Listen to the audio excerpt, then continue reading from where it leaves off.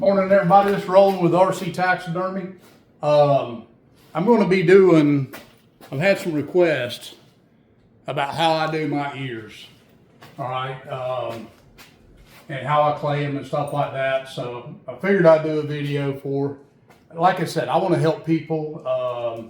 I've had a couple students come in this year, and we've had some good times, and I believe in doing things the right way. I don't believe in cutting corners.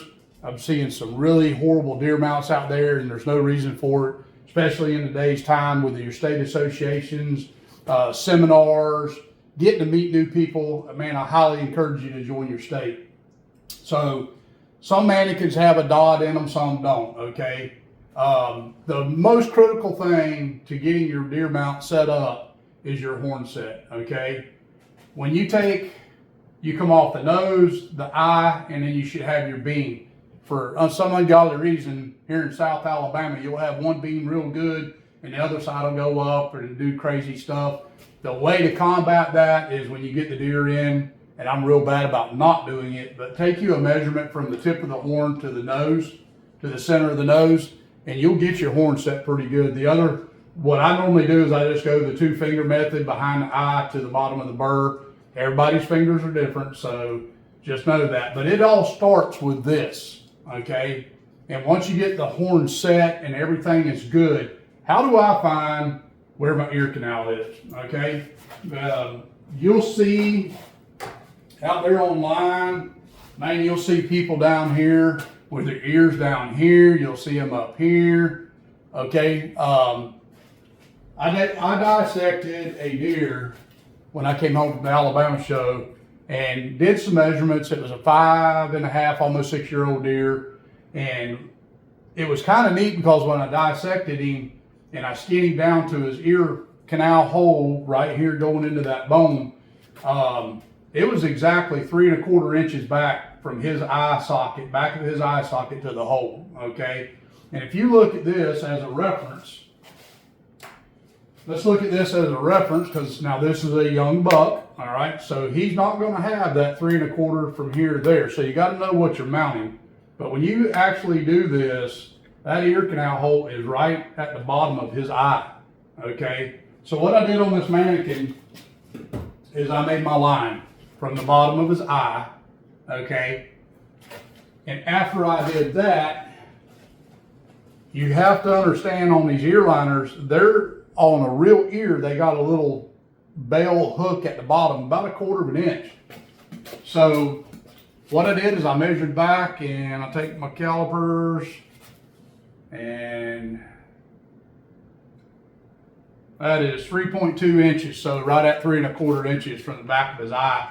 And I came off the bottom of the eye socket. So you got to remember, if that's his hole, his ear hole, 1/4 inch up. So this is about where this liner is going to go. Another thing you want when you're doing your ears is you're wanting this to come down and bury down in this pocket. So if you got this up like this, it's going to be too high. If you go to the middle of the thing and say right there, you're never going to feel the way it should be.